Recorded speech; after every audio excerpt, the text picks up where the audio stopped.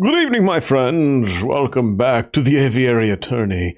Last we left off, we had ourselves a big first case where we unfortunately allowed the jury to sentence the wrong cat to jail.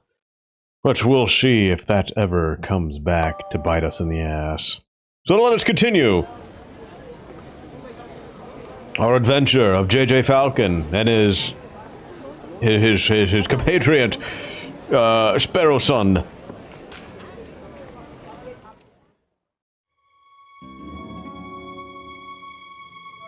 Let us be reasonable, signors. I am sure that this is a simple misunderstanding.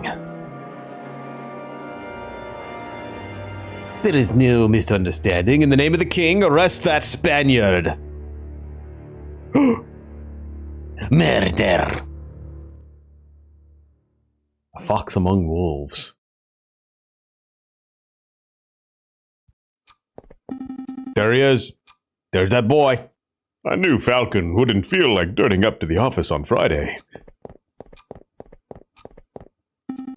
But now it's midday on Monday and there's still no sign of him. This is becoming a little concerning. I should wait around a little. What am I saying? Falcon's a big bird. He can handle himself.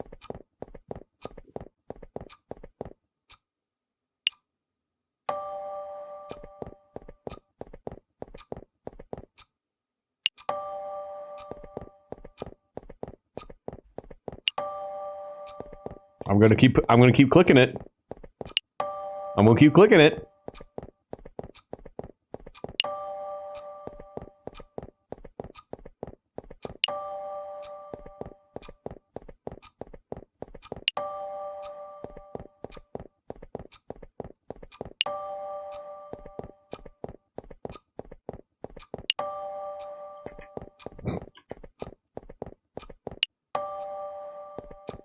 Okay, fine.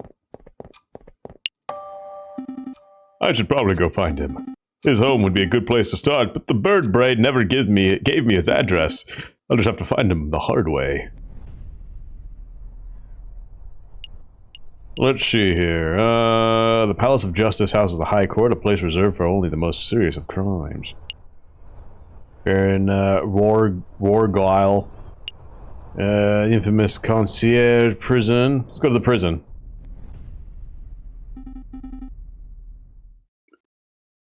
Excuse me, monsieur. I'm looking for my friend. Yeah, do I look like lost and found to you? Buzz off, bird brain.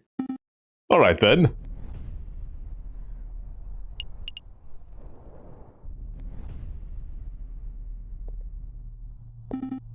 No sign of Falcon here. Excuse me, Rupert. Oh, it's you. The first year dropout. Hey, I didn't drop out. I was forcibly ejected. But that doesn't matter right now. I'm looking for Falcon. Have you seen him? Falcon, the guy who somehow blundered his way through Cataline trial with the help of some very dubious evidence? No, I haven't seen him since the trial. Oh, well, thanks anyway. How you doing? Wake up. I know. Ugh.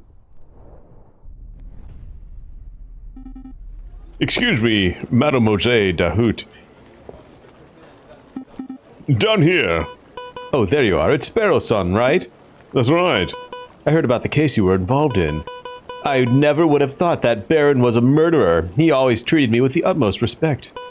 But then I suppose it makes sense that the most ruthless killers are the ones who can put up the best facade. Yeah, I suppose so. Say, how's your friend doing? He seems a little down last night. Oh, you've seen him? Yes, he was brooding in the corner of Le Canard Joy.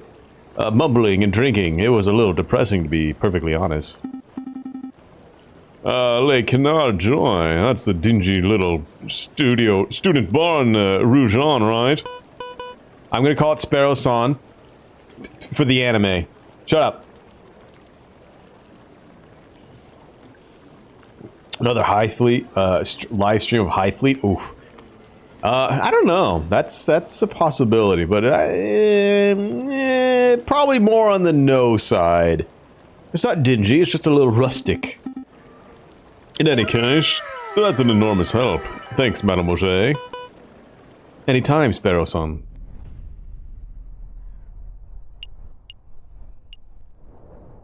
Remember, we're doing American here.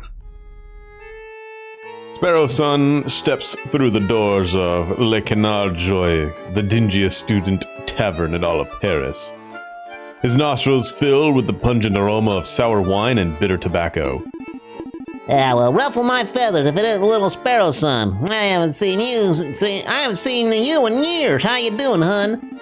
I'm feeling pretty good, Madame Quanella. Thanks for asking. I'm actually here to find a friend. He's a big guy named J.J. Falcon. Falcon? Yeah, that sorry lump has been here all weekend. He's just been moaning and muttering to himself all weekend. Frankly, he's bringing the whole atmosphere down. I'll take care of him. Thanks, Madame Quanella. No problem, hun. He's probably still in the corner of the drinking room upstairs. Let's go to the card room.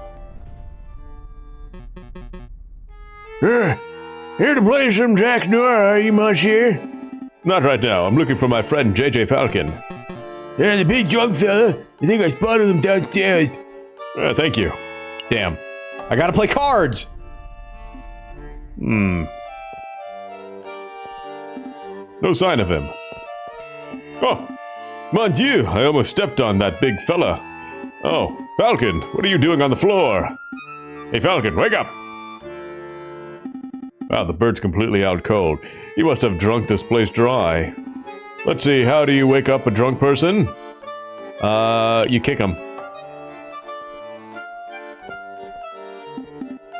Nope, nothing. Kick him. That's not a kick. I mean, I guess for a sparrow, yeah, it would be. Good morning, Falcon! Nope, nothing.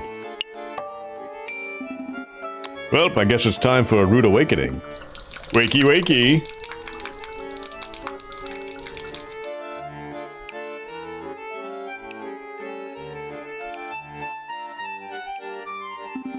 Ah, good, you're up. Are you with us, Falcon? Yep. Feeling sober? We should probably head back to the Aviary office so we can get some work done. How much money did you spend? Nothing, okay, good. I don't understand it, Sparrow son. Huh? I thought I did everything right. I followed all the procedures, I found all the evidence, I presented the case beautifully. And yet, a guilty feline walks free while an innocent man sits in custody.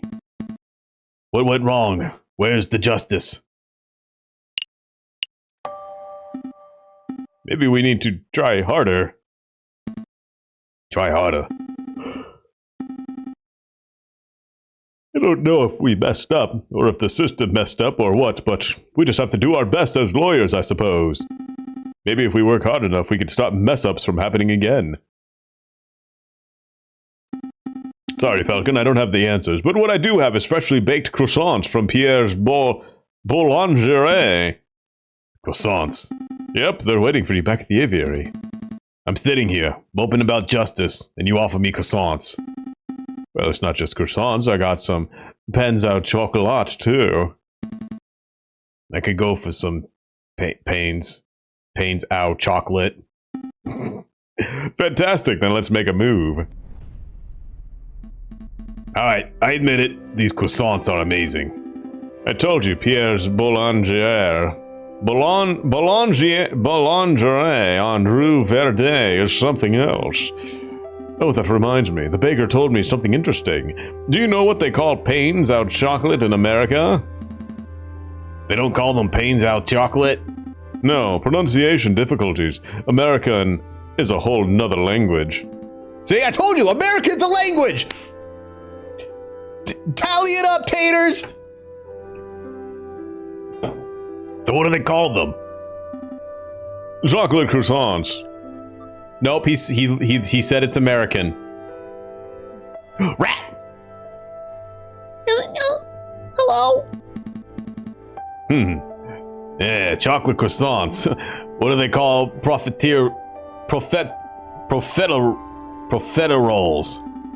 Oh, I think those are still profiteroles, but rather than custard, they fill them with ice cream and smother them in melted chocolate. Simply outstanding. Oh, is this the aviary attorney?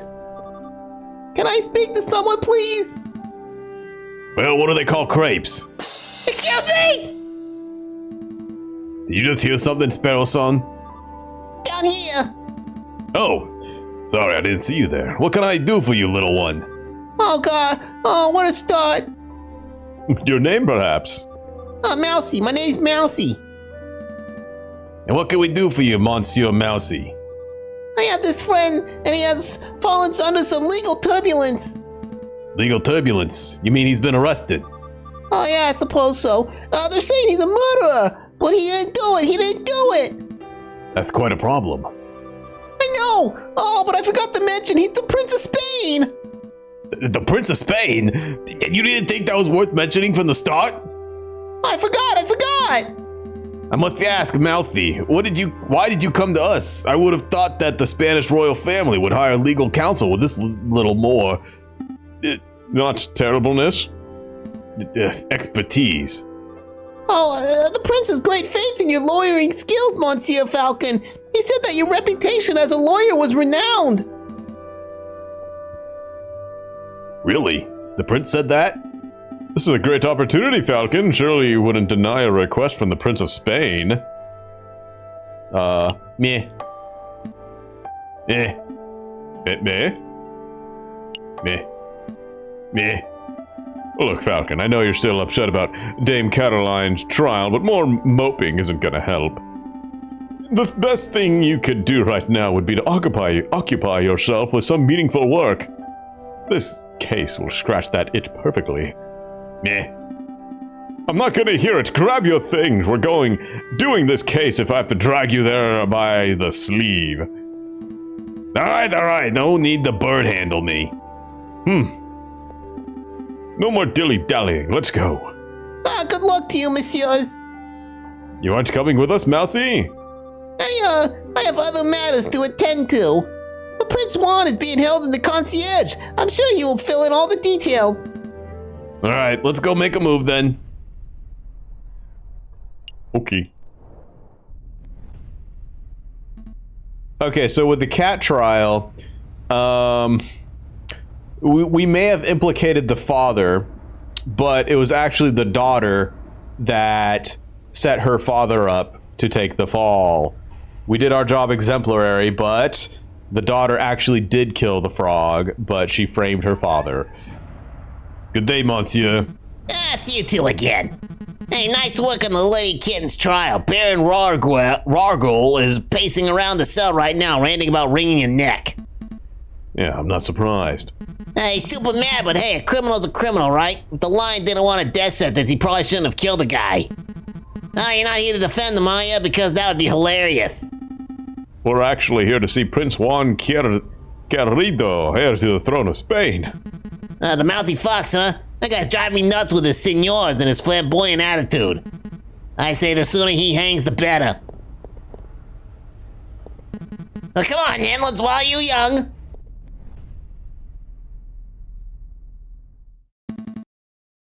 The Prince of Spain. Oh, wait. The Prince of Spain, I presume.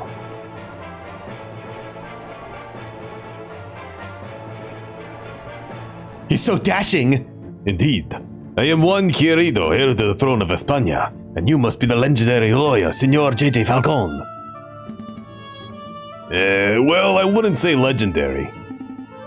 I wouldn't even say notable. Such humility. I would expect nothing less from the renowned individuals such as yourselves. But let us get down to business. I trust that my compañero Mousy explained the situation.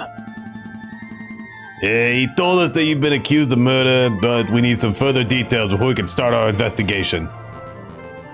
Ah, of course. What is it that you want to know?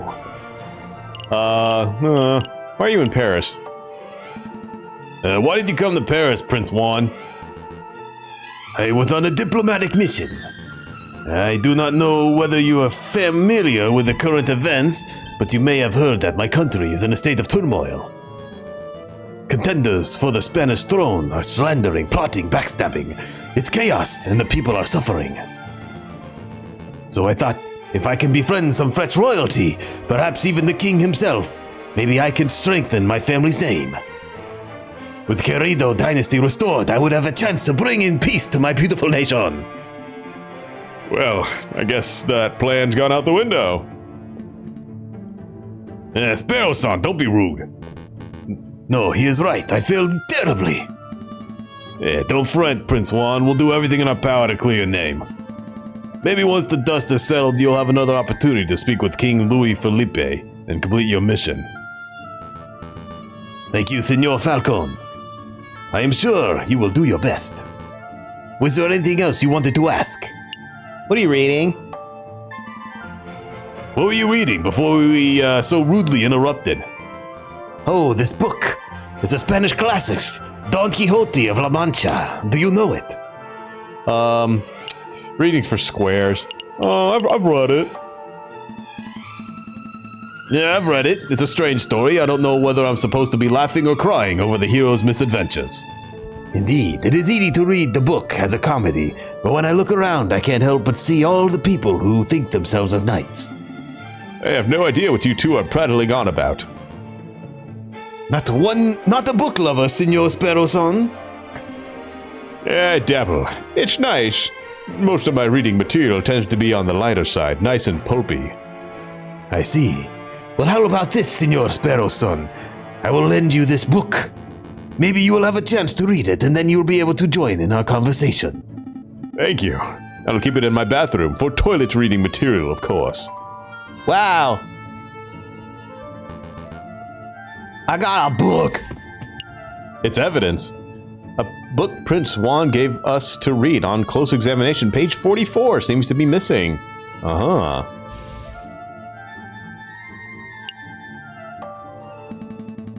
To be honest, Prince Juan, I'm a little confused as to how a member of royalty could get in so much trouble.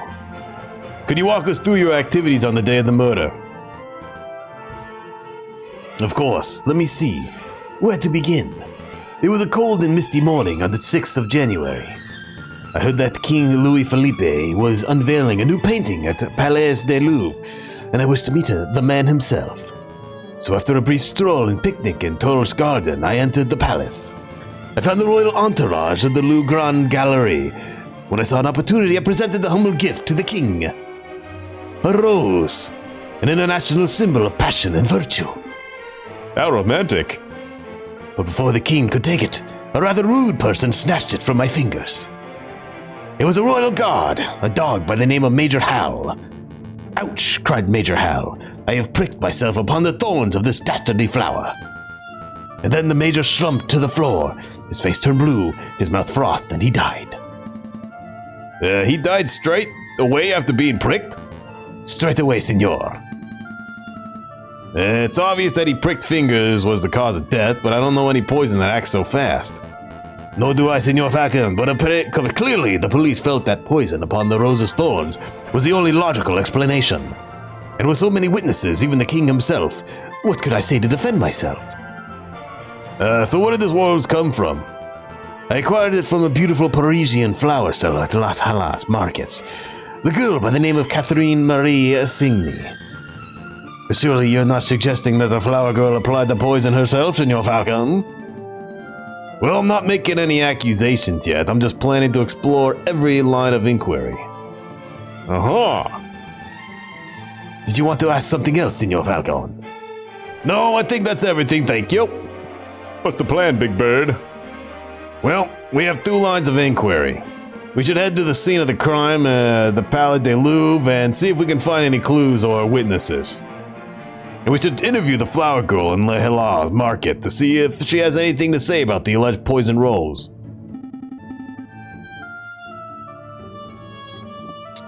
Do task spread over for 6 days? It almost sounds too easy.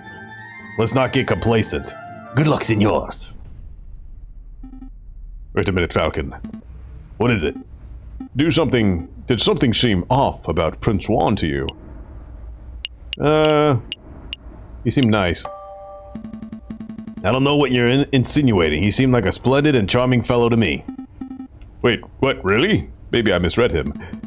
Well, look, if this is bothering you, then we could always ask around. Sparrow-son, is it because he's Spanish? No. Maybe someone in the city knows Juan's dirty secret, if he actually has anything to hide, that is. Yeah, let's dig up the dirt. But we're still got a trial to prepare for. Priority, Sparrow Son.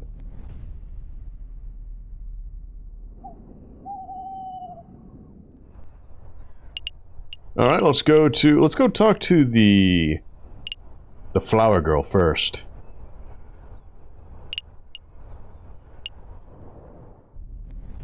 Lehale. Lehale. How do you spell it? Lehals? Lehals? Is it just the Halls Market? The pair arrived at Le Hall Market. Vendors and buskers, perfumers and thieves, bourgeois and peasants all bustle from place to place. Prince Juan said that he met a flower girl here. Signy. Cygne. Cygne. I think he said her name was. Oh, it's just French for the market. Wait, did they call it the market? The market? They said Le Hall's Market, right? So it's just market.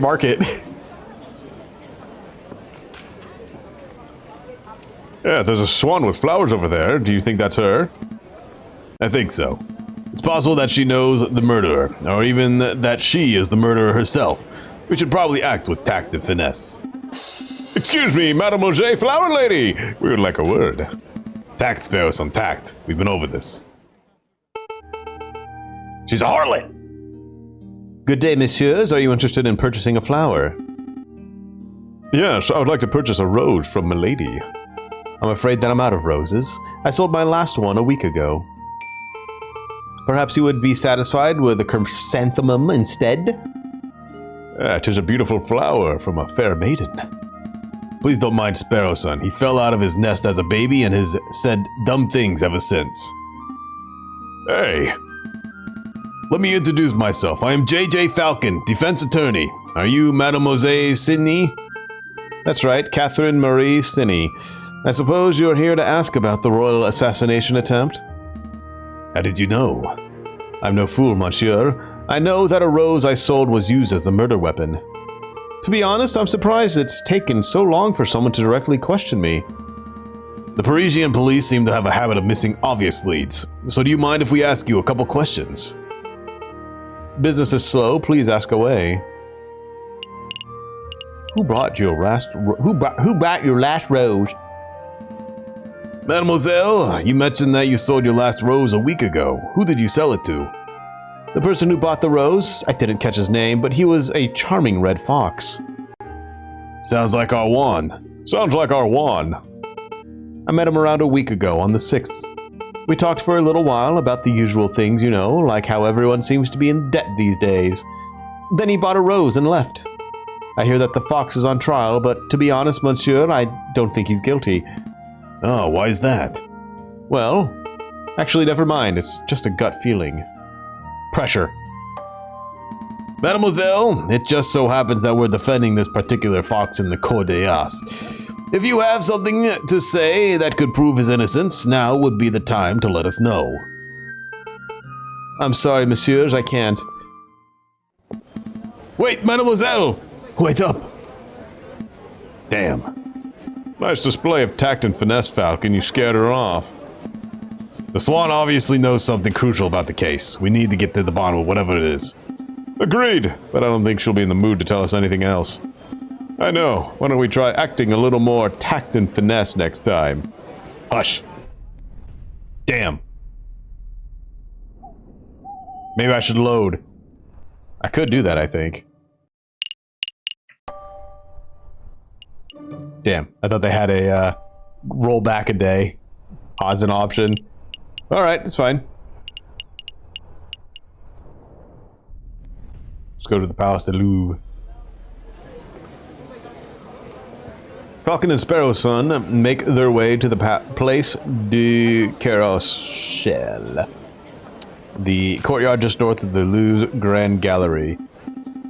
That's the Arc de Triomphe over there, right? I swear it's smaller than how I remember it. That's the Arc de Triomphe du Carrousel, you doofus. The big Arc de Triomphe is up the road. What? No way! Why are there two? Because when a man like Napoleon invades half of Europe, he gets to build as many triumphal arches as he damn well pleases. Ah, cock! It's Cocorico! Cocorico! Well, well, well. I never expected to see you here, JJ. That arrogant voice. Good day, Severin. Let's be civil, JJ. Why don't you introduce me to your new assistant? Wait, is this Edgeworth? Fine, fine. Severin, this is Sparrow's son, my assistant. This is Will's vision. This is his augmented vision right here. Sparrow's son, this is Severin Cocorico, the most pompous prosecutor in Paris. They made Edgeworth a cock! Oh, are you two old school friends or something? More like arch rivals.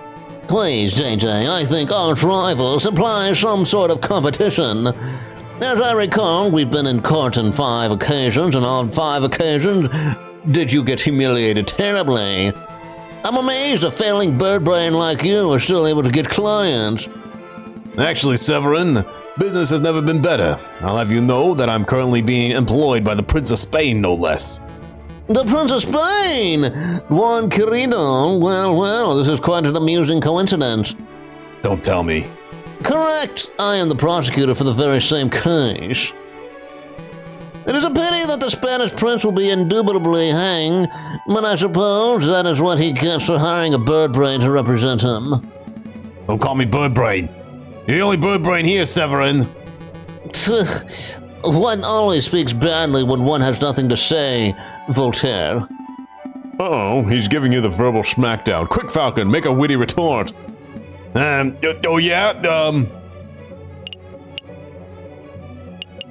don't agree with what you're saying. I'm rubber and you're glue. I'm do it. Yeah, well, I'm rubber and you're glue. What bounces off you, wait. Oh dear. You're the same bumbling fool you've always been, Falcon. But enough talk. If you messieurs will excuse me, I have a case to prepare for. JJ, Sparrow son, I'll see you two in court. Ugh, I can't stand that guy. He did seem like a bit of a cockerel. But is it true what he said, that he trounced you in court 5 times? That's where cock comes from, it's cockerel.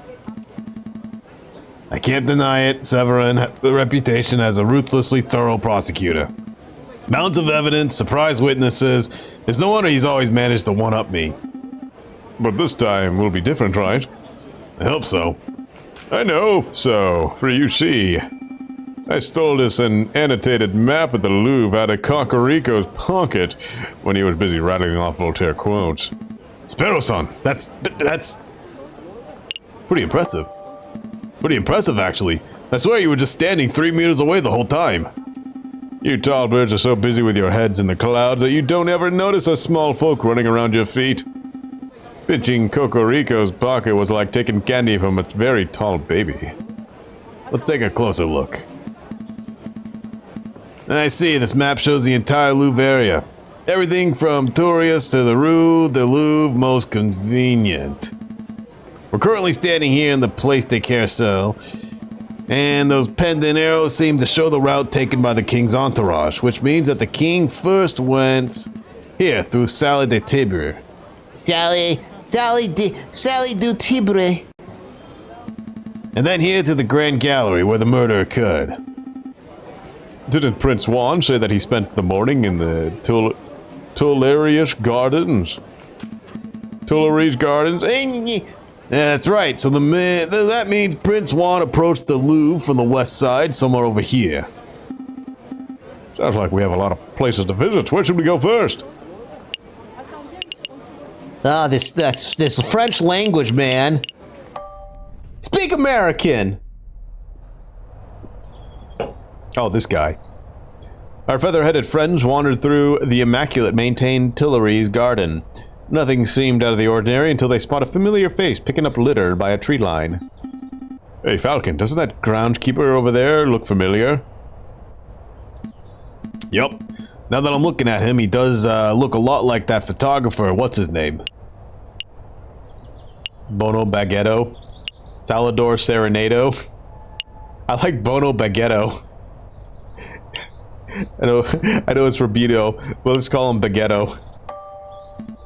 Bono Baguetto! That's not his name. Actually, I'm pretty sure that's not anybody's name. You just spewed out word stew. Try Robinho. Eh? Eh? Did someone call me? Oh, it's you, the lawyers who don't appreciate a masterful photograph when they see it. It's good to see that you gave up on your artsy dreams to pursue the more grounded career of groundskeeping. Hey, I'm not doing this willingly. I was given community service for committing perjury. Can you believe it? They gave me, an esteemed photographer, community service. Me! Yeah, I can't actually believe that. Perjury's somewhat serious. You should be thankful that you got off without jail time. Eh, you sound like that self-righteous Judge Maxime. So did you two want to talk to me, ask me something, or are you just here to gawp? Personally, I'm just gawping. Actually, I do have a couple questions, if you don't mind, Monsieur Robinho. How's groundskeeping going? Have you met the prince? I don't suppose you bumped into the Spanish fox who goes by the name of Prince Juan, have you? Spanish fox? Nah, I never met anyone like that. If this is about the assassination attempt on the king, then you're asking the wrong person. I only started working here today. I see. Was there anything else? How's the groundskeeping? So, how's that new groundskeeping job working out? Terrible! Tourists are pigs. Sometimes literally. Look at all this rubbish I found. Beer bottles, tin cans, apple cores. And look what I picked up at this West Entrance, the book page. The whole book I could understand, but a single page? What kind of blithering moron just loses one page? Wait a minute. May I take a closer look at that, monsieur? Don Quixote. That's a page from Don Quixote. May I take it off your hands, monsieur? Sure, what's it worth to you? What's it worth? It's trash. It's literally worthless. Then I suppose I'll be storing it as per my duties. Alright, I suppose you deserve a little compensation for your trouble. How about I give, you give me the page and, I'll speak with the judge. I'll speak with Judge Maxime. I'll put in a good word and might be able to get your sentence reduced. Really? You do that for me? Thank you, monsieur. I would really appreciate that. Here, take the page. Aha. Page 44. You want to ask anything else? That's it. That's all. We'll let you get back to your work, Monsieur Robinho.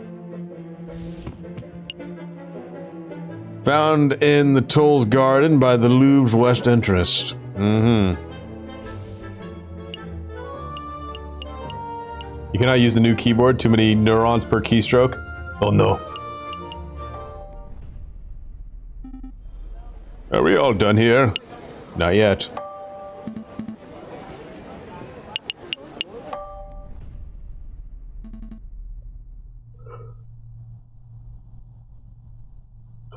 So this is the Salle de Tibre.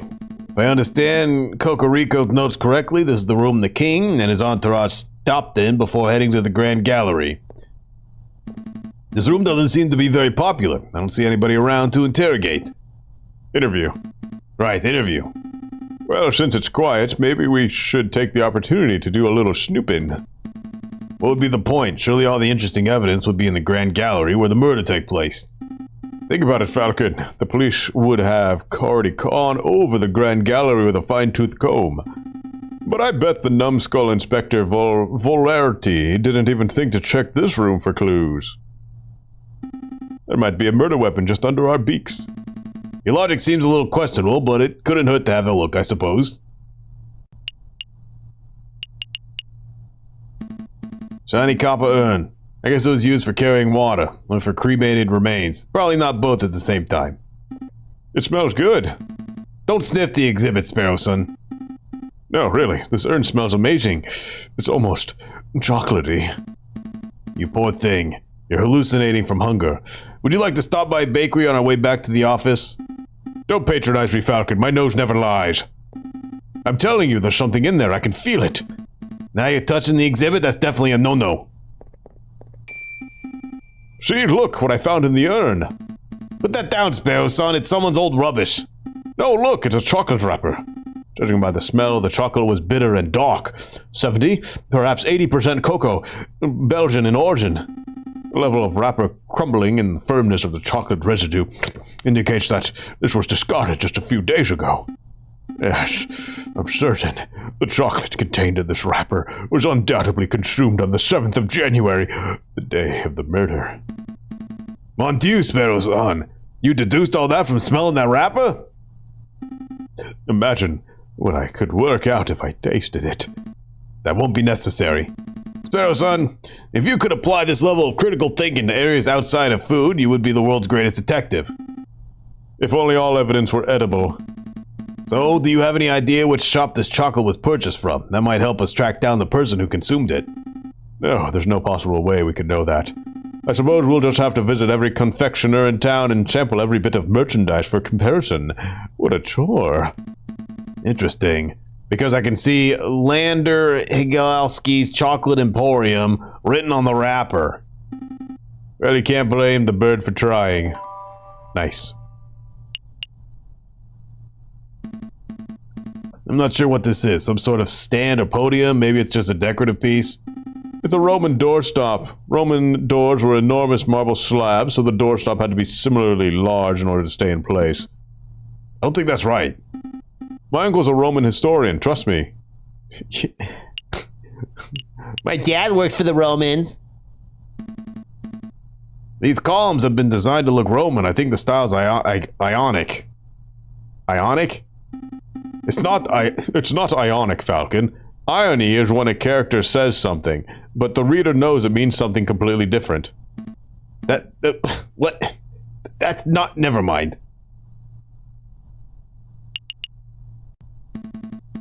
I see a cabinet full of engraved plates, mostly bronze.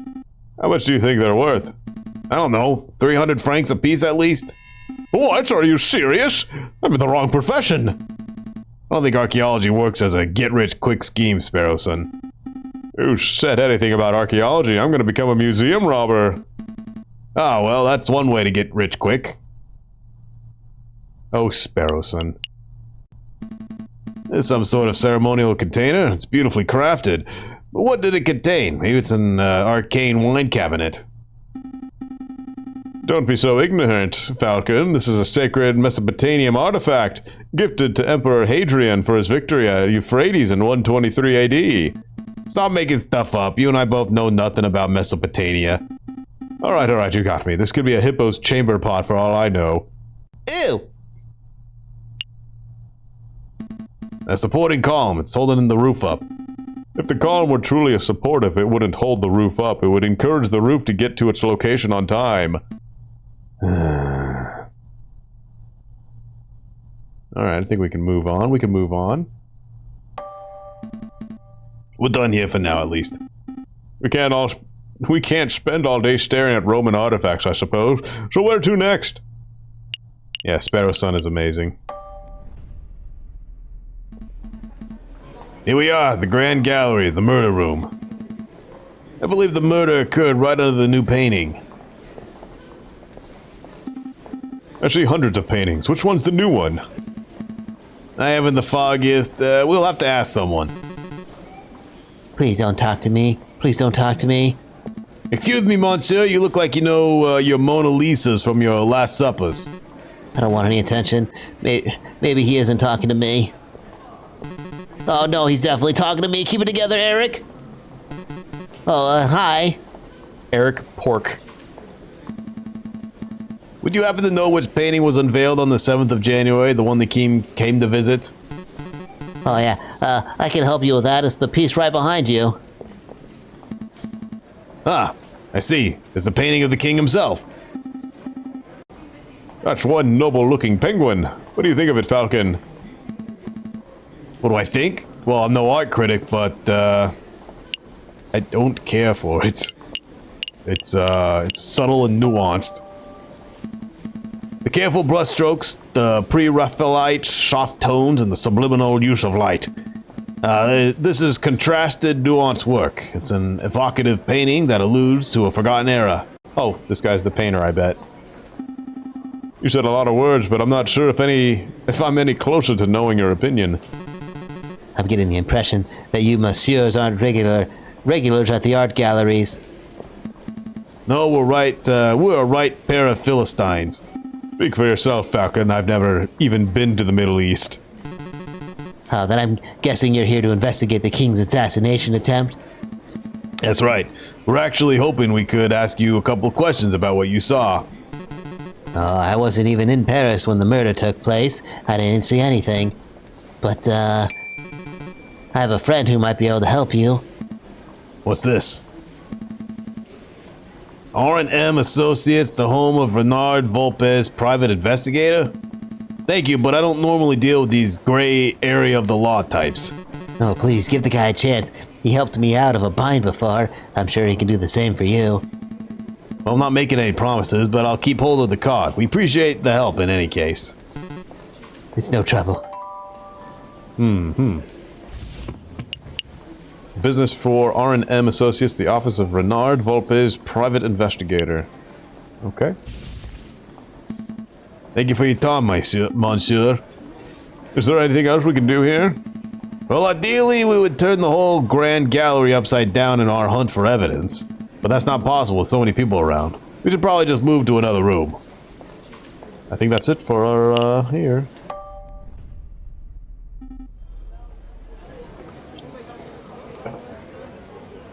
Oh, are we done here? Yep.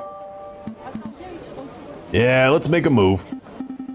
Good call. We can always come back later if we've forgotten something. They're animals!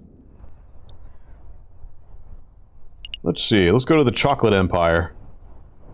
The Chocolate Emporium. Welcome, welcome. Welcome to Lander Hagelslack's Chocolate Emporium, the finest Belgian chocolate shop in all of Paris. I am Lander Hagelslack, the founder and owner of this establishment. I am J.J. Falcon, defense attorney. Good day, monsieur. Oh, lawyer, it's very fancy. I must say that I once dreamed of being a lawyer, but well, circumstances wouldn't allow it.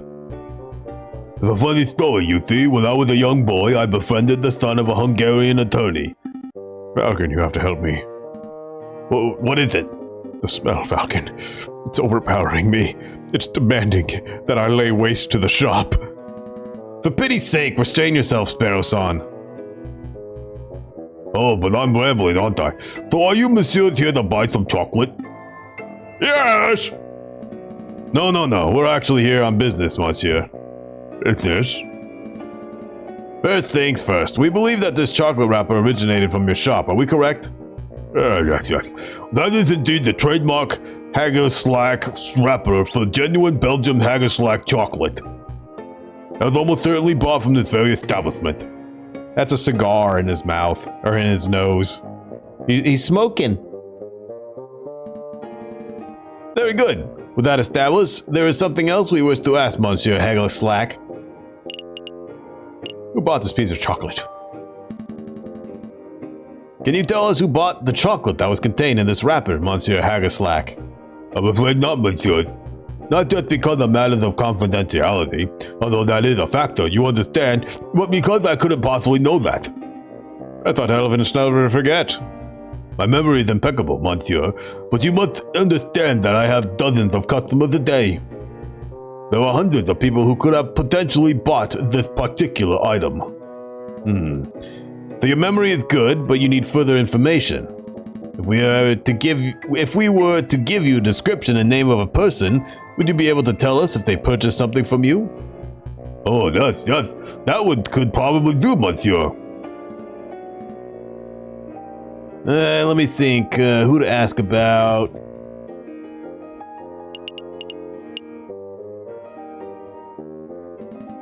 Have you ever served Sparrow-san? I think I would remember that, Falcon. Suffice to say, no, I have not yet eaten here. Let me think who to ask. Have you ever served me, JJ Falcon? No, monsieur. Would you like to buy some chocolate? No, maybe later. Let me think who to ask about.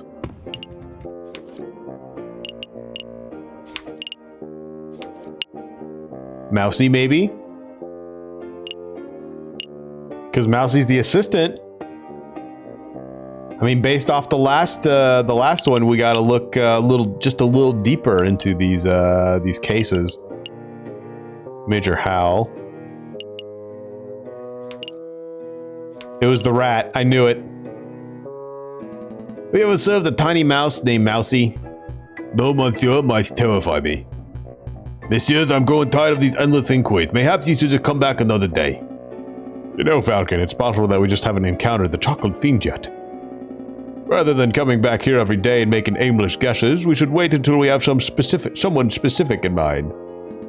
Damn, I shouldn't have guessed myself. You might have a point, Sparrowson. Thank you for your time, Monsieur Harrislack. We shall return when our investigation has progressed a little. Anytime, monsieur. That's okay, we got like 6 days.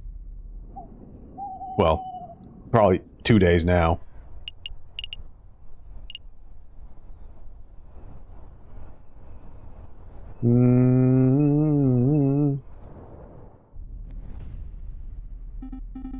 Really, Falcon? I thought you were done with your mopey drinking. I'm not here to drink, Sparrowson, or mope for that matter. Taverns are fantastic hubs of information. If we wish to get to learn about this Prince Juan, then this would be the ideal place to start asking questions. Oh, that's pretty good thinking. Ah, you two are back. Are you feeling any better, Falcon? Much better. Thank you for asking, Madame Cornella. That's great to hear, hon. Will it be the usual? No, I'm back to investigate. Work today. Oh no, my slug cats are falling over. They've died. No, I'm back to investigate work today, so I've got to keep sharp.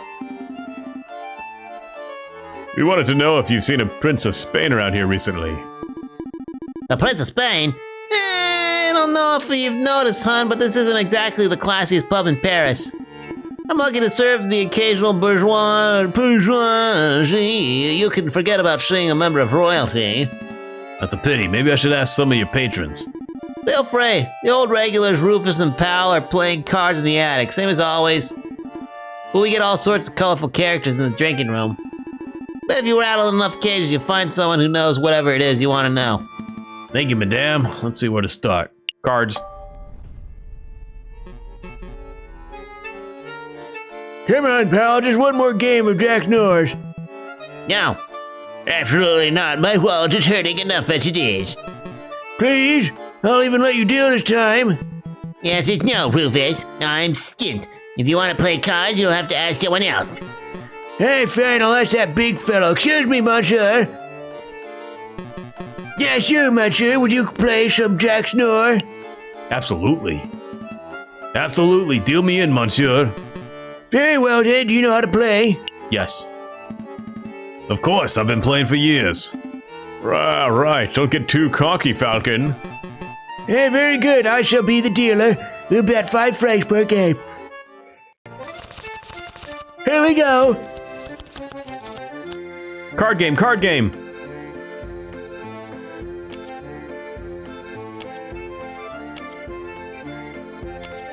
19.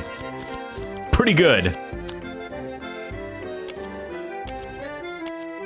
Yeah, baby. Well played, monsieur. Here's your payout. Have another round? Yep. Absolutely. Deal me in.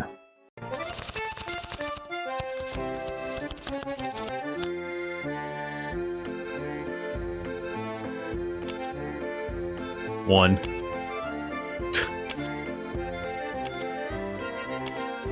Oh, this is bad. 18's pretty good. I'll say with that.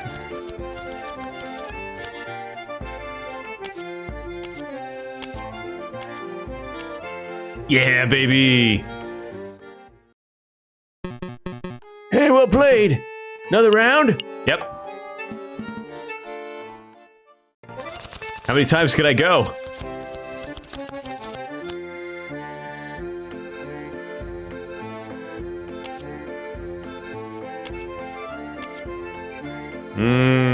That's a rough one. Yeah. That's rough. And lucky. Shall I have another round? Yep. I wonder if, like, beating him, like, 3 times triggers something.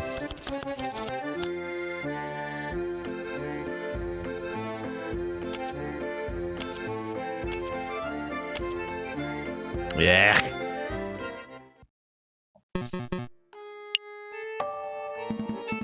No, I think we're done. Maybe another day, monsieur.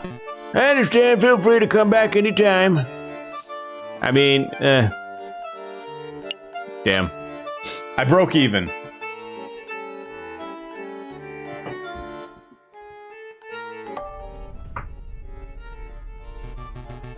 So there was in the grassland 10 kilometers downriver, rifle in hand. I had been pursuing this set of footprints for an hour. I was getting closer and closer. I could almost smell the beast. Then I spotted it. It was a boar, a big stupid boar, completely oblivious to my existence. I readied my gun, I carefully took aim, and then blam! Yeah, you shot it? No, it was the most peculiar thing. The boar slumped over dead right before I could take the shot. Sounds like one of them heart attacks. Me non went to some way.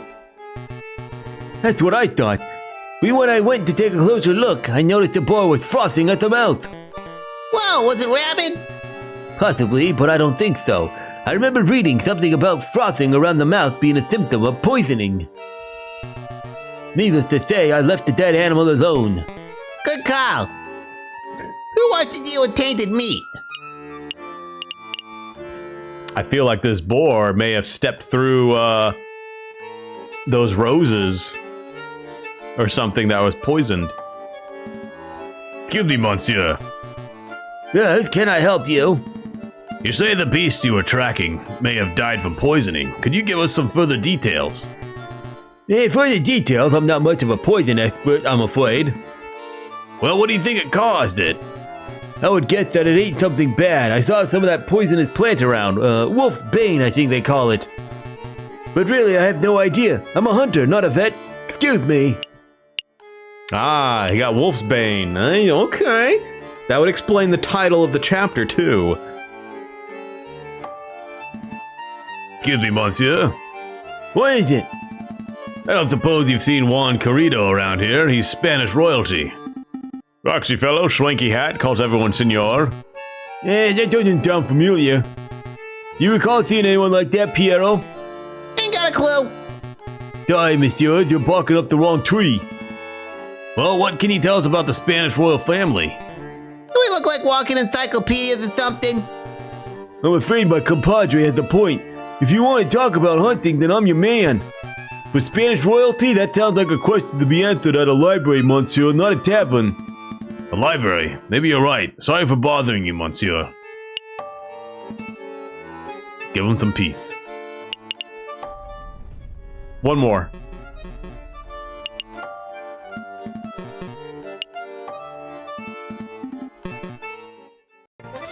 Just one more. Just one more.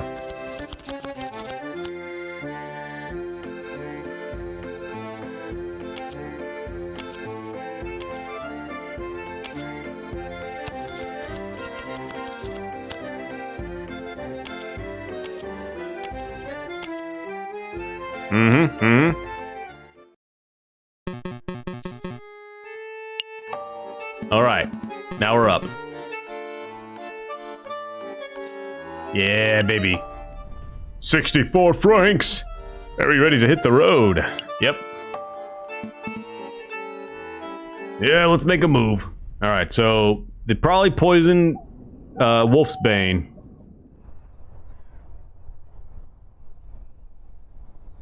Biblioteca? What the fuck is a biblioteca? Occasionally, special cinematic scenes marked by an exclamation mark will pop up on the map screen. These cinematic scenes are only available for one day before disappearing, but they take no time to visit. Their viewing is entirely optional. Ah. Les lupes. Les loops.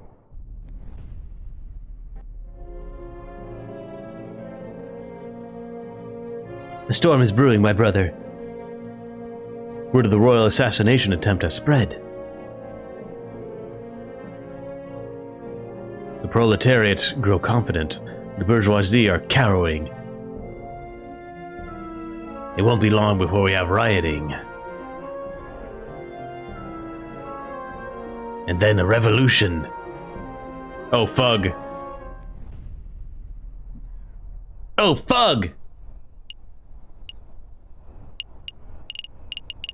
It's the wolves!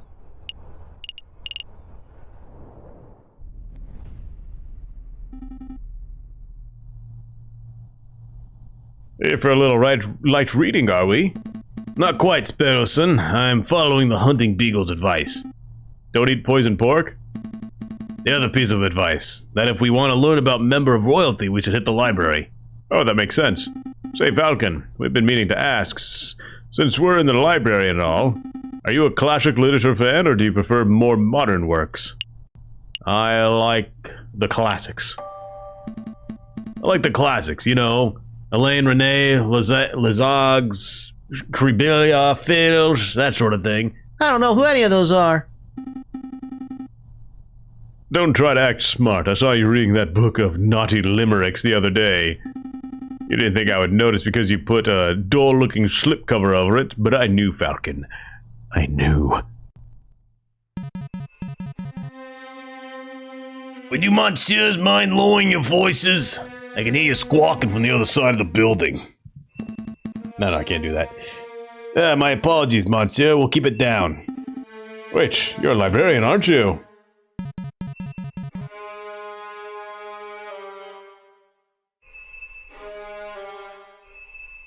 An astute observation. Yeah, monsieur. As the only quiet person in the library, I am most assuredly the librarian. Well, now that we have your attention, my friend wants to ask you something. I do? Oh, right, I do.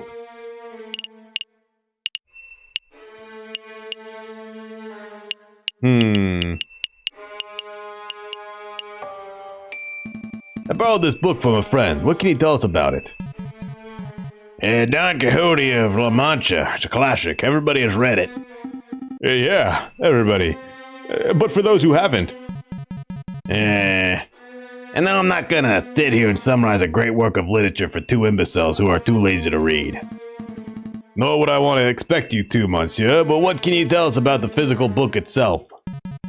This particular book didn't come from a library, if that's what you're asking. See, no library stamp a card. I assumed it was acquired from a bookshop, a French bookshop, if the French translation and publishing information wasn't a giveaway.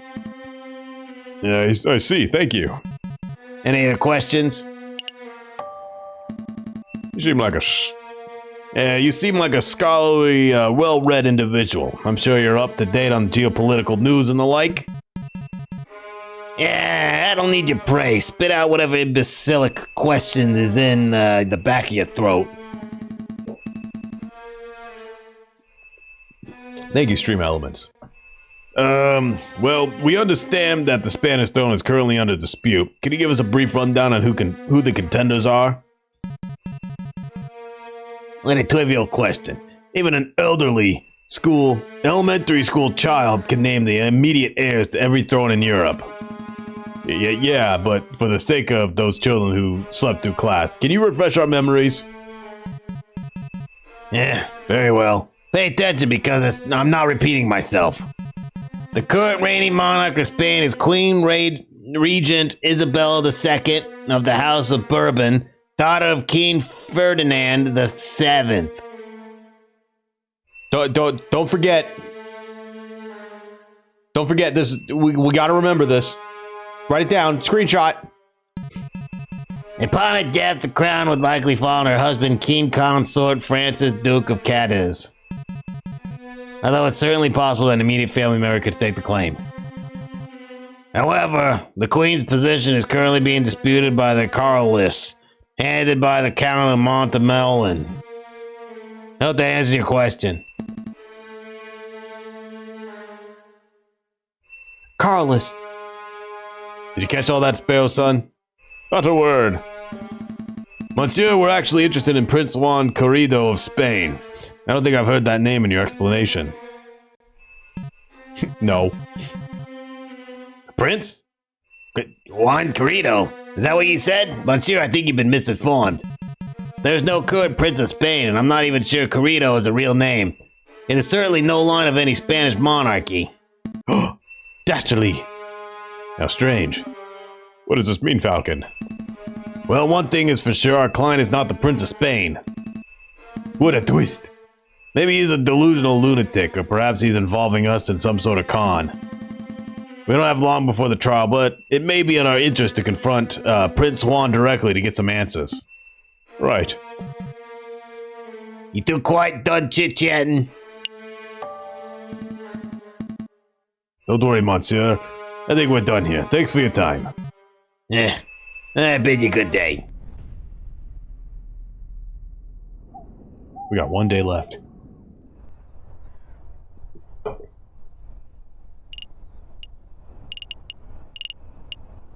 Let's go talk to him.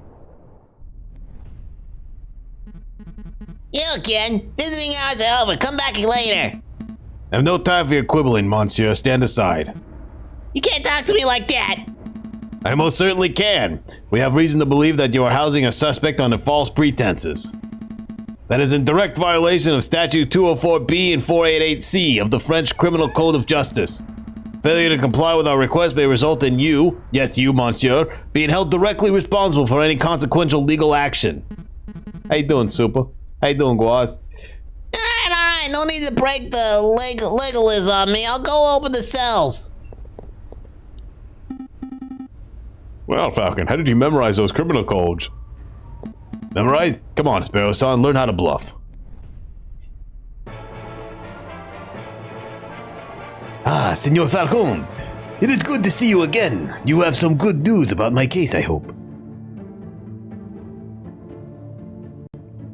Confront. Politely.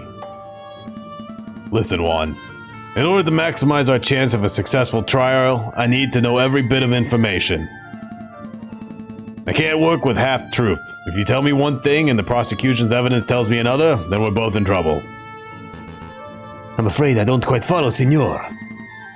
You want me to spell it out? I know that you're not the Prince of Spain. I know that your name is not Juan Corrido. Where is this coming from? I assure you, Senor, that I am who I claim to be. If you want your trial to be a farce, then you don't need my help. Come, Sparrow-san, we're leaving. Wait. Calm yourself, Monsieur Falcon. I'll reveal all. Did you just say, monsieur? What happened to your Spanish accent? Your suspicions are well placed. Juan Corrido is not my real name. I am not a Spanish prince. That was just a persona I concocted for the purpose of getting arrested. What is your real name? Oh. So what is your real name? What's in a name? It's just an empty label, a vapid reflection of who we really are. Oh wait, I should do, Today I'm Juan Corrido, the Prince of Spain. Tomorrow I may be Bruno Ryer, a pauper living under a bridge at the Seine. But that doesn't change who I am or what I do. That didn't really answer my question. No, I suppose it didn't. But you're a smart bird, Monsieur Falcon. I suspect you already know my real name. Aha! Renard Volpes. You're Renard Volpes, private investigator. Ah, very astute. And you are Monsieur Falcon, private defense attorney. But that wasn't always your name, was it, Monsieur Falcon?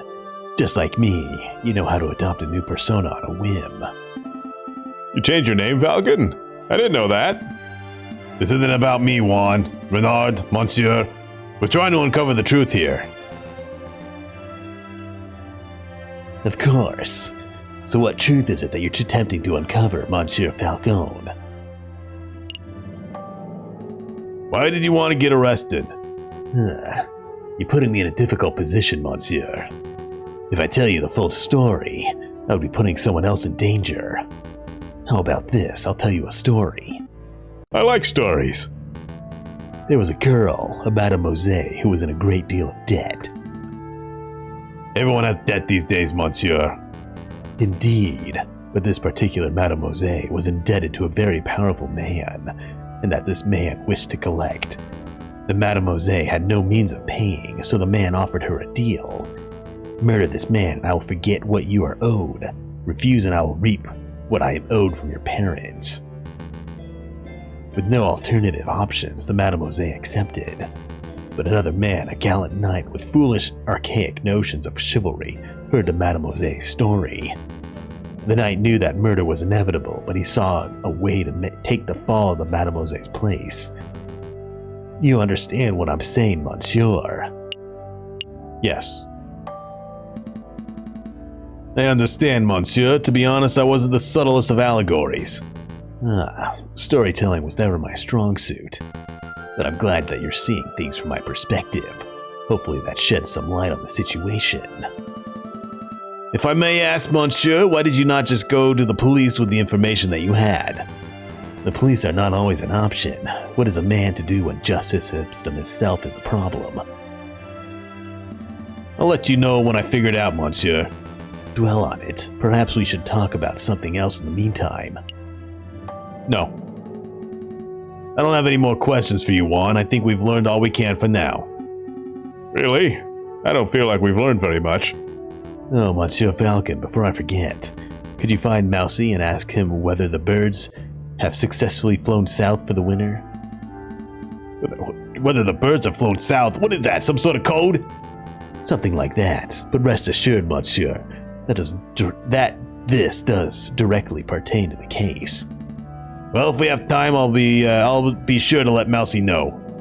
Let's make a move, Sparrow-san. Trial day is approaching. Right. Oh my god!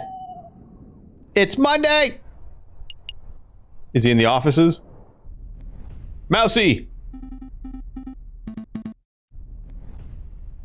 All right, what was I thinking? The Palace of Justice.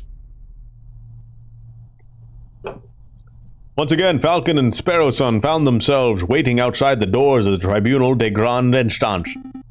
Are you feeling nervous, Falcon? Yes. Of course I'm nervous. What have we learned about Prince Juan? What do we know about the real murder? Nothing! Easy there, Falcon. We can do this.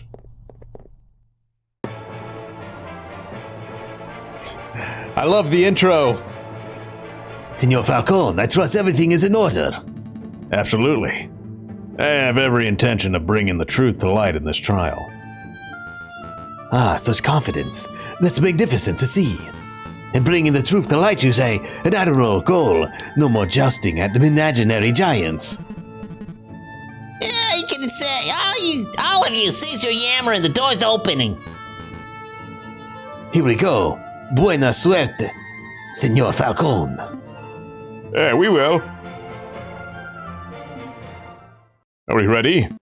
We're ready.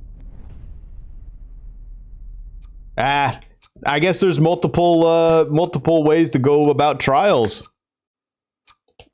JJ. Severin. Nervous? Why would I be nervous? I'm not nervous. I'm as calm as a cuckoo. You're the nervous one. This whole courtroom is nervous. Whoa, cool your feathers, Falcon. Terrible. You can't even maintain a stoic facade. I thought this trial would be the perfect opportunity for you to redeem your previous embarrassments. I'm gonna beat that cock. Yeah, you know I am. I'm gonna vigorously grab it by its... But if this is how you act before the trial has even started... Well, you pompous-tailed, posture-perfect... Oh. Who's this? Order. What should I do for the wolf? Oh, obviously, I should just use my own voice, because I'm such a wolf myself. Oh, a woo, am I right? Oh, it's a full moon, I gotta go out into the desert and howl. Oh!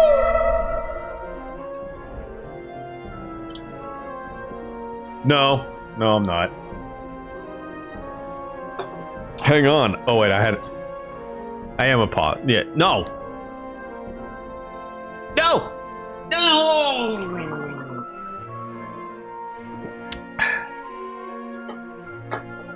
I gotta say, my throat's getting really sore, though.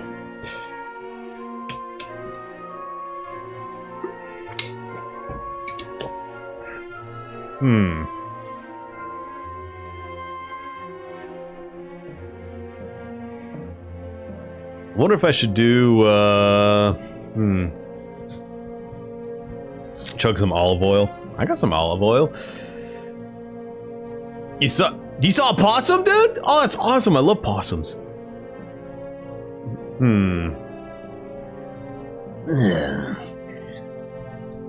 Order, so let's all settle down. Court is now in session.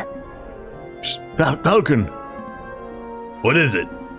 Is it me or does the primary judge look, airier today? That's a different judge to the one who resides over Dame Cataline's trial, you doofus.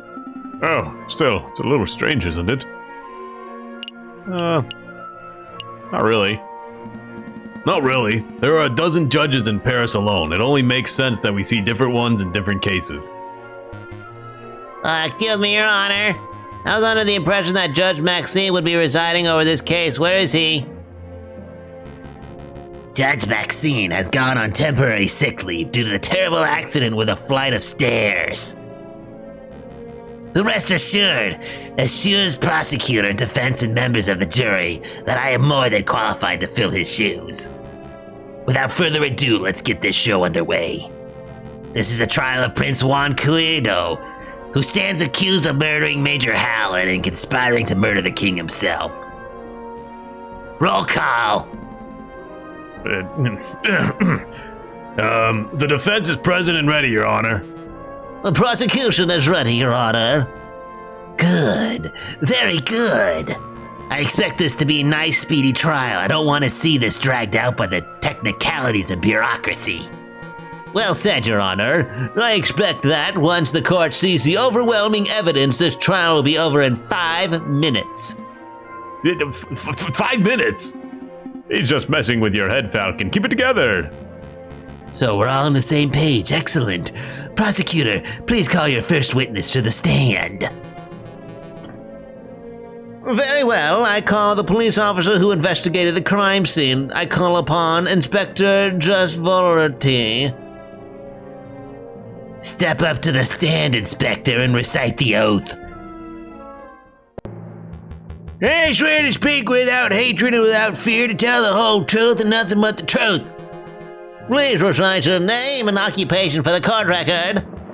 My name's Inspector Justvolity. I'm the servant of the law to scourge the gutter rats.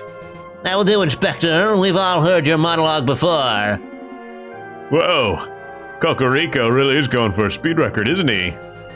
Now, can you tell us what you witnessed on the morning of the 7th of January?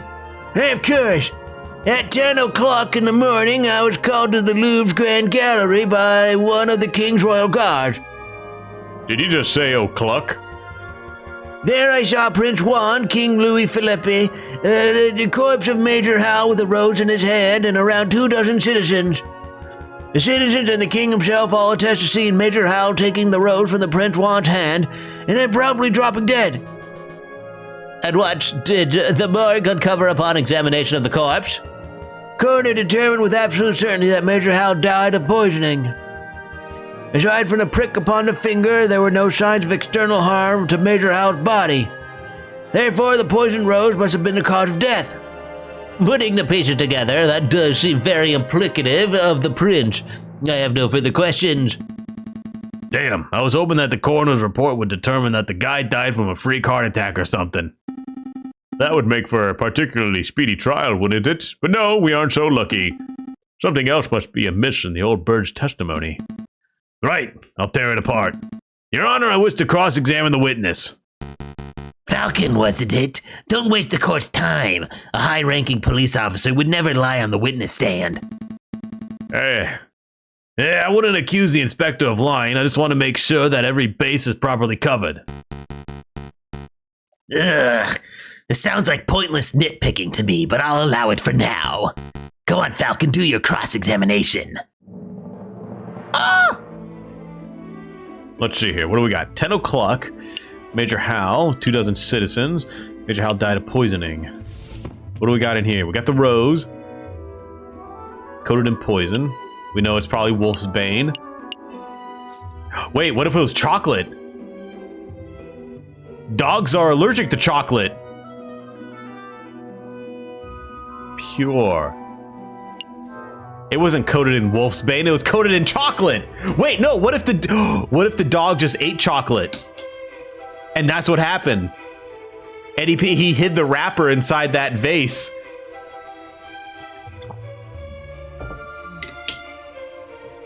He just couldn't resist the delicious chocolate.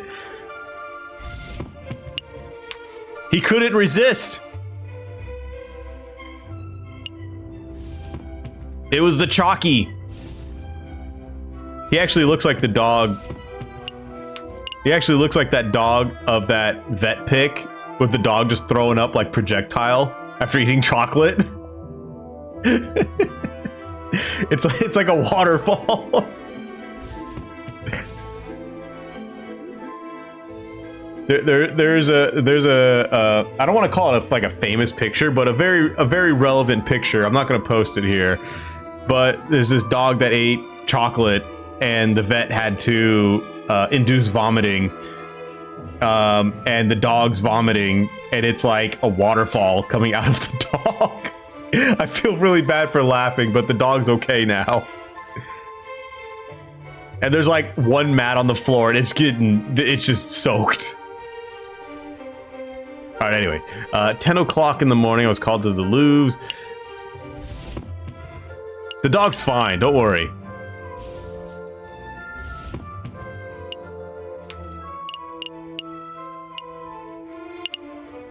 Was it 10 o'clock? I don't have any, like, I don't remember anything.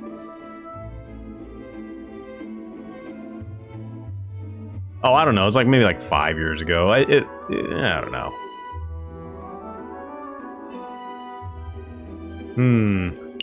Say 10 o'clock. 10 o'clock, you say? Hey, correct, 10 o'clock.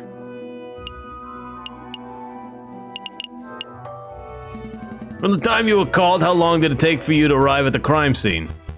Around 5 minutes. I happened to be in the neighboring Palace Royal at the time, so it was just a simple journey. And I'm guessing that Major Hal would have been dead for around 10 minutes by the time you arrived? That'd be a fair assessment. Plenty of time for a bad guy to slip away, huh? That's definitely a possibility. I don't think the court would appreciate my wild speculations, though. Another question about... no.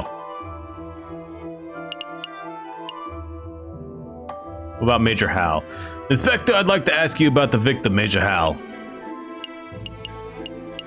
Who was he? It's curious. We spent our whole investigation focusing on the murder, but I still don't know much about the victim himself. Exactly who was Major Hal? He's a royal guard, a well-respected dog who's getting on in the years. I was not friends with the man, but I had met him on several occasions in the past at banquets and royal meetings and the sort.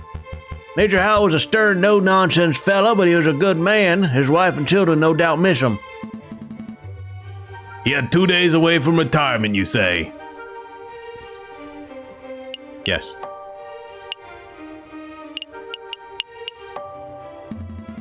We've been treating this case as if the intended murder target was King Louis Felipe. But there's another possibility. What if the killer was trying to murder Major Hal from the very beginning?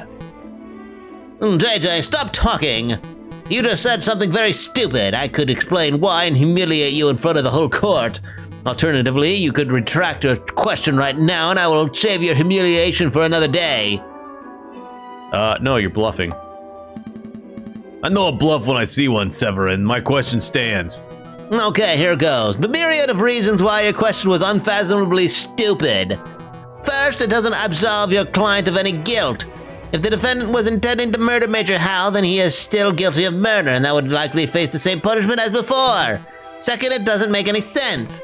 Nobody has a motive to kill Major Hal, but plenty have a motive to kill the king. Alright, I get it. Third, many citizens attest to seeing the defendant deliberately try to approach the king himself, not the major. His intentions were clear to everyone present. Fourth... Prosecutor, that will do. Defense, don't ask us stupid questions. No.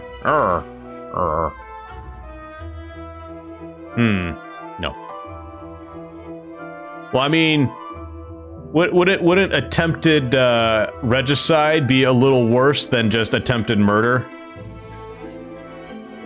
Just saying.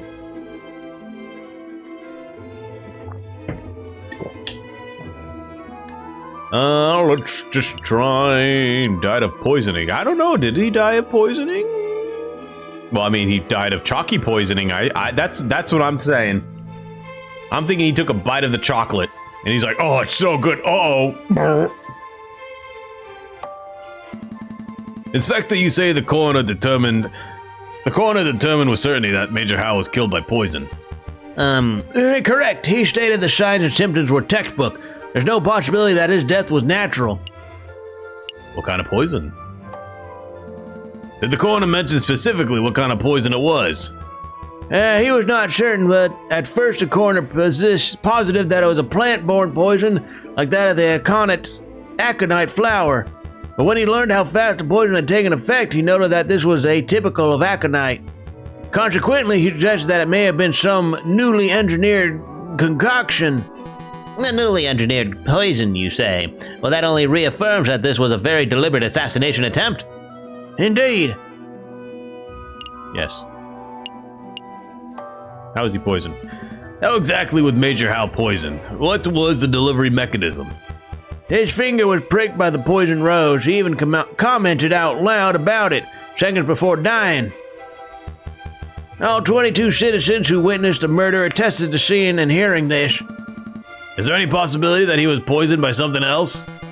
What an absurd thing to ask, JJ. You just heard that 22 people saw the victim prick his finger and die. What are you suggesting, that the pricked finger had no relation to the poisoning? That's exactly what I'm saying. I don't doubt that Major Howell was poisoned, but I do doubt that the rose was the cause. Unbelievable. Only a total buffoon could fail to draw the blatant link there. JJ, as tempting as it is to sit here and lecture you on the basics of cause and effect, I'll end this discussion painlessly. Inspector, please tell the defense that you found traces of poison on the thorns of the rose itself. That should alleviate all doubt that the rose was, in fact, the poison delivery mechanism. Actually, I can't tell him that. Aha! I dread to ask, but why? We didn't check the rose for traces of poison. It just seemed obvious that the rose caused the poisoning, given the timing of the incident. Well then, now would be a good time to make a test. Here's a marvelous thought. We prick the finger of the defendant with the rose. If there is no poison on the rose, then Prince Juan lives and he is free to go. If the rose is poisoned, then the prince dies. But that's okay, because the punishment would be just and fitting to the crime. A marvelous suggestion. What is this, a witch trial? This isn't America, Severin. That's not how we do things here. Calm your feathers, JJ. It was clearly a joke. There are far more humane ways of testing for poison. I'm sure the inspector will perform his duty with due diligence. Actually, we won't be able to test the rose for poison at all. Why is that? Given the dangerous nature of the flower, it was destroyed by the police force. We burned it to ashes. Ugh, such unprofessionalism. If we have no way to know whether the rose was poisoned, then this whole trial ought to be called into question. Nice try, JJ, but through the process of reasoning by elimination, we can still deduce with absolute certainty that the rose was poisoned. In other words, there was nothing else at the crime scene that could have caused the poisoning. Wrong. There was something else at the crime scene that could have contained the poison. Something the investigative police blindly overlooked. Look at this. What am I supposed to be looking at? It is the paper wrapper to a piece of chocolate. It was found in the Louvre, the Salle de Tibre to be precise, and we can date its consumption to the day of the incident. You're not suggesting that Major Howell ate a piece of poisoned chocolate moments before he died. I most certainly am. Wow. Okay. Oh, interesting. Did you see this wrapper at the crime scene for yourself, Inspector? The police force does not have the time nor resources to trawl every piece of trash at every crime scene, I'm afraid. In other words, you overlooked it. Astounding unprofessionalism. The prosecution is right to be disgusted. What a disgraceful display, Inspector. I offer my apologies, Your Honor. I don't want your apologies. I want you to do your damn job properly. Get off the witness podium before I kick you off myself. As you wish, I'll take my leave. Until next time, messieurs. So let me get this straight. This chocolate wrapper was found at the crime scene? Correct. And you have reason to believe that it was consumed on the day of the incident? I do. I have an expert food tasting witness who is willing to testify if need be. You have a foodie witness? I don't recall anyone like that. Who on earth are you talking about, Falcon? Oh, I see. But But do you know for certain that Major Hal consumed this chocolate? Well, that is a fact that we are still investigating. I see. And do you have evidence that this chocolate was in fact poisoned? Again, that is something that may require a little more time to definitely prove. So then, in actuality, you do not have evidence that Major Hal consumed some poisoned chocolate. Instead, you have a solitary piece of rubbish that you plucked straight out of the gutter.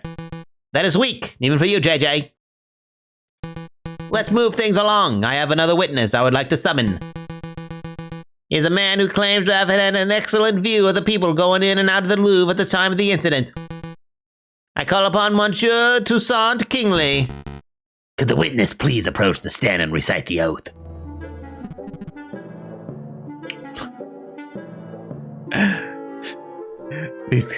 These characters, man. Hello.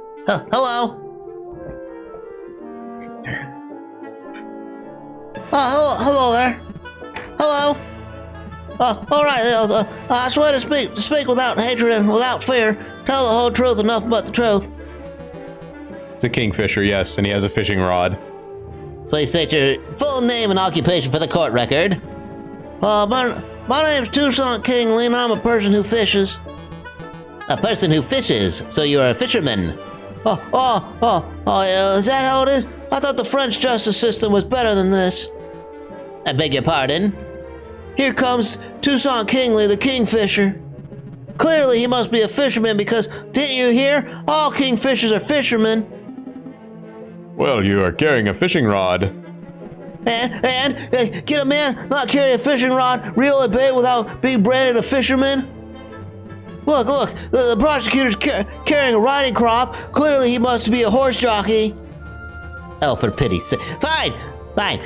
Can we list your occupation as person who fishes and not fisherman? Oh, thank you. Actually, why do you carry a riding crop, Severin? I've never seen you ride a horse. I don't know, JJ. Why do you, 30-something-year-old with no health problems, carry a cane? This is veering quite off the course. Could the prosecution please get back to the questions? He fishes, but he's not a fisherman, all right? Of course, Your Honor. Monsieur Kingsley, is it true that you were nearby the Louvre at the time of the incident? Oh, yeah. I was sitting on the railing of the Pont d'Arch. The Pont d'Arch, that's the new bridge that's just a stone's throw from the Louvre south entrance, correct? Oh, that's right. And what were you doing at the time of the incident? I was fishing. Kingfishers. Am I right, Falcon? So you would have plenty of opportunity to see the people who entered and exited the palace. Can you tell us who you saw? Well, the Louvre's a busy place. Naturally, I saw a lot of people. But at 9 a.m., I saw the king, Louis Philippe himself, enter the building. He was surrounded by his entourage, of course. Then around 9:30, I saw the shifty-looking fox lurking around the entrance. Your Honor, I object to the witness's use of the term shifty-looking. It's a vague and biased description. No, really, he looked super shifty. I saw him rubbing his paws and cackling gleefully. And then I saw him take out a rose and carefully rub the stem. Rub the stem of a rose, you say? As if you were applying something to the flower, perhaps? Well, monsieur, I really shouldn't speculate. Of course, it was wrong of me to ask such a leading question. Well, yeah, it definitely looked like he was putting some sort of powder on the stem. Wow, even I wasn't expecting such a bold admission. Members of the court, it sounds like what we have here is a direct witnessing to the defendant readying the murder weapon. The defense claims that the rose was never poisoned, and yet here we have a man who saw the poison with his own eyes. I smell perjury. You do? No question. He saw a shifty-looking criminal readying poison and cackling near the scene of a crime? That's not believable at all. I think you might be right. I wonder if I have any evidence that calls Toussaint's story into doubt. Your Honor, I'd like to cross-examine the witness. Really? This nonsense again? You just heard the witness directly describe your client readying poison on a rose. What is there to question? I'm just trying to uncover the truth, Your Honor. Fine! Do your thing! Go on, Falcon. Go make a fool of yourself. Sitting upon the Ponte Arch at 9 a.m., saw the king and his entourage enter the building. Then around 9:30 a.m., I saw a shifty-looking fox lurking around the entrance. I saw him take out a rose and carefully rub the stem like he was applying some sort of poison. Maybe he was just being, you know, dramatic.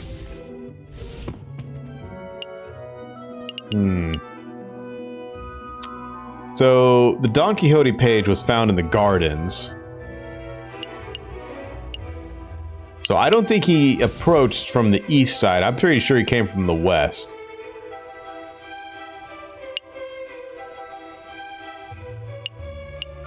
All right, well, let's start questioning. Monsieur Kingsley, you say you saw a fox rubbing the stem of a rose. Oh, yeah, I saw it with my own eyes. You sure it was a rose? Are you certain that the fox was handling a rose and not some other type of flower? Pretty sure. The red petals stand out quite nicely on a gray January morning. So you're confident? You're absolutely sure that you clearly saw a bright red flower in the fox's hand? What are you getting at, JJ?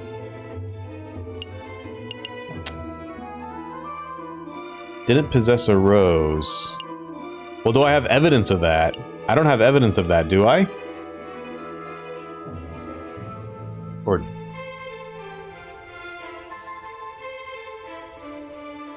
But did he buy it a week prior? Because the swan said she's been out for a while. She had daisies. Or no, she had mums. She had chrysanthemums.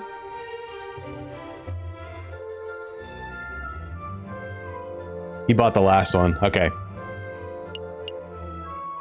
Or did he? But let's not press that for now. I'm confident as a crustacean carp. Yes. How far were you away from the south entrance? 20 meters, perhaps 30? I'm somewhat doubtful that you can make out powder being applied to anything at those sort of distances. Monsieur, I don't claim to have seen the powder itself. I said that it looked like he was applying powder to the flower stem. It could have been a wax or a liquid or whatever, but the guy was definitely putting something on the flower. I see. Well, that's nice and vague. Never mind. Alright. Shifty-looking fox. Monsieur Kingsley, you claim you saw a shifty-looking fox. Oh yeah, super mega shifty. All foxes are shifty-looking. Whoa, dude! Are you sure that fox was Prince Juan? There must be at least 100 foxes in Paris. How do you know that the fox you saw was Prince Juan? Well, he was wearing a suave hat that hangs low over his eyes. I hear that's how they wear them in Spain. And I'm not much of a fashion expert, but the rest of his outfit looked quite out of place for a French winter. Is that all you're going by? His fashion sense? Oh, I nearly forgot. I heard him call a passerby Senor. I thought that was peculiar. Well, that's him all right.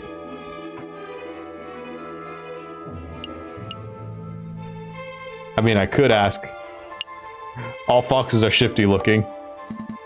That's not a valid testimony. All foxes are shifty looking by default.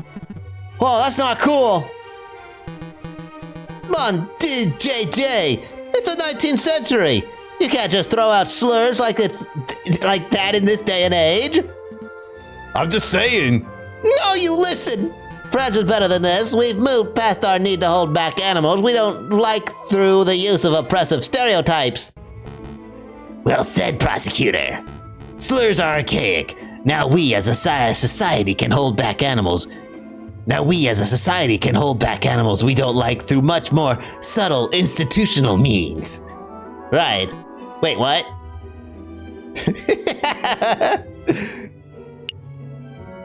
What? It's funny. Hey, what's up, Timmy? Monsieur Kingsley, you say you saw the king himself enter the Louvre. Indeed I did. Who was in the king's entourage? Who did you see in the king's entourage? Well, there's the king himself, obviously. And then there was quite a few guards. maybe 4 or 5, including a big dog who I hear is the guy who died, Major Hal.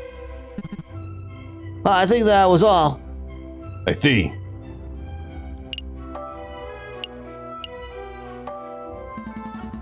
It is to my understanding that the king does most of his work in the Palace Royale, which lies to the north of the Louvre. So it's a little strange that you saw the king enter from the south entrance, is it not? I know what I saw, monsieur. JJ, there's little reason to doubt that the king entered the Louvre from the south. Are you really calling this basic fact into question? Not yet. No, I just wanted to make sure that the witness was certain of what he saw. I'm as certain as a cephalopod. All right. Monsieur Kingsley, you say you were sitting upon the railings of the Pont des Arts in the morning of the incident. Yep.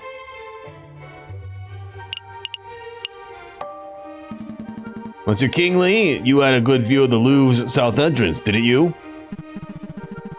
Yeah, the Pont des Arts is a great vantage point for seeing the Grand Gallery south side. So he's here. The king's entourage came in from here, stopped here for a second, and then kept moving to the Murder Thane. And I think Juan came in from over here because we found his book page here. So something don't add up somewhere. What about the other entrance? Oh, the other entrance? You mean like if you were entering from the Tuileries Gardens or the Place de Carousel? No, I couldn't possibly see those areas from the bridge. But of course, that isn't relevant. Monsieur Kingsley witnessed Prince Juan enter the south entrance with the flower in hand, and that's what counts. Yeah, here we go. What if Prince Juan didn't enter from the south entrance? What if he approached the Louvre from the gardens to the west? Tuileries Gardens to the west. That's a big what if. Do you have any evidence that Prince Juan entered the Louvre from the Tuileries Garden? As a matter of fact, yes I do. I have a definite proof that Prince Juan approached from the west, not the south. Hey, I know what I saw, monsieur. I'm doubtful too. Go on, JJ, show us the definite proof that Prince Juan entered from the Louvre from the Tuileries Garden. Yeah, his book page. Look at this. A book page? Page 44 of Don Quixote. Specifically, it was found just outside the Louvre's west entrance. This proves nothing. I'm not done yet. Take a look at this. Don Quixote. This is the book Prince Juan has been reading in jail since his arrest. I believe he has had it on his person for some time. And yes, page 44 is missing. That was the first thing I checked. You do realize what this means, don't you, Severin? The defendant was present in the Tuileries Garden prior to the entering the Louvre. This also means that, in all likelihood, the defendant entered the Louvre from the west entrance, not the south. He could not possibly have been seen by Monsieur Kingsley from the Pont des Arts. Oh, what? I know what I saw, monsieur. A fine theory, Falcon, but maybe the defendant looked the long way around. One could still travel from the Tours de Louvre south entrance by walking along the river. An extra 2 kilometers of walking just to enjoy the pre-murder scenery? Let's not say silly things, Cocorico. Okay, maybe the defendant deliberately left the page there to mislead the investigation. Now you're the one who's blindly speculating. It's not blind speculation, it's a viable hypothesis. You're fond of logic, aren't you, Cocorico? Let's talk about the Occam's razor. When torn between two seemingly equal hypotheses, we must side with the one that imposes the fewest assumptions. Which of these theories takes fewer assumptions? 1. The page from Prince Juan's book fell out on his way to the Louvre's south entrance. 2. Prince Juan deliberately planted the page on the off chance that it would be discovered, then he took the long way around. How dare you! The nerve of you to lecture me on such basic philosophical concepts. I'll stop lecturing you when you stop making such basic mistakes. Monsieur Falcon, please calm yourself. What is the point of all this yammering? The ultimate point is that the Toussaint's testimony is fabricated, made up, utter fiction. Oh, no, everything I said is true. I suspect that the witness isn't even a fisherman. I'm not a fisherman. See? He admits it himself. That's not what I meant. Oh, what a twist. Got him. You set him up, I'll knock him down all day, every day, cock. Reno. Prosecutor, you have something that will put this arrogant falcon in his place, don't you? I must concede. You concede? On this point, at least, Falcon's evidence strongly suggests that the key component of Monsieur Kingley's testimony is false. Oh no! This doesn't mean that Prince Juan is innocent, of course. All Falcon has demonstrated is that this particular witness is unreliable. Oh, but I did see something. I really did. Alright, so maybe I didn't exactly see a shifty-looking fox. I made that part of the story up. But I did see a swan lurking around the south entrance on the morning of the murder. A swan? Oh, do shut up, witness. Your word is mud at this point. How can we possibly trust anything you have to say? Your Honor, Judge Romulus, we're out of time. We're 10 minutes overdue to start on the Harvest Tortoise trial. Yeah, it's that late already. Curses. I was hoping we could have the case wrapped up in a single trial session. It's a shame, but ultimately an accurate sentencing is always preferable to a speedy sentencing. What's up, Fawn? Yes, all right. I don't need to hear your moralizing. Court will resume this Friday, the 21st of January at 9 o'clock. Don't be late.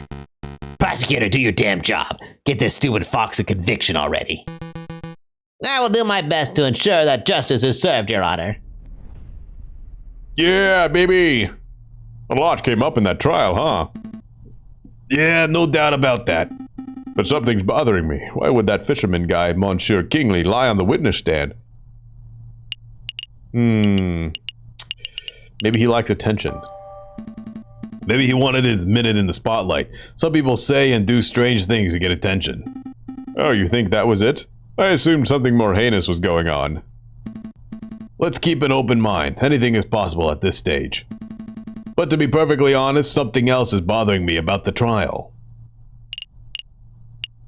The judge. Judge Romulus, he's acting without a shred of professionalism. He's obviously more interested in securing a guilty verdict than he is in discovering the truth. But why? Maybe he has a vendetta against Spanish royalty. I'm not so sure. There must be something else at work here. Excuse me, Monsieur Falcon. Oh, sorry to bother you, but this letter just arrived. I think it's for you. A letter for me? I wonder why it wasn't sent to my office. Have you been demoted to courier status, Rupert? Oh, hush, hush, Sparrow son. I don't need to be pitied by a first-year dropout. Oh, good comeback. So what does the letter say, Falcon? It's a threat. A threat made with cut-out newspaper letters. I was about to say, it does look like that. Whoa. I didn't know those things actually existed. Let me see. Falcon, stop your investigation or there will be consequences. Scary. There's no question that this letter originated from Major Hal's murderer. He or she must be aware that we are getting close to uncovering the truth. That's about right. But why would a person write with cut-out newspaper letters like this? Masking one's handwriting would be the most common reason. Although I can't help but wonder why they would bother, since we don't have any handwriting samples to compare it to. We're still going ahead with our investigation though, right? Absolutely. Oh, yes, absolutely. If a lawyer were deterred every time they received a threatening letter, they would never get any work done. Besides, with only 3 days before the next trial session, we can't afford to be worrying about petty things like this. Tuesday, Wednesday, Thursday. Wow, you're right. Let's make those days count. Wow! A new day has arrived. Yet we are going to end it there because Apple's starting to get a sore throat. Still, quite an enjoyable experience with our little aviary attorney. French at large. My friends, thank you for joining. I hope you enjoyed yourself, and I hope to see you again tomorrow. Take care, everyone. Stay well, and bye-bye for now.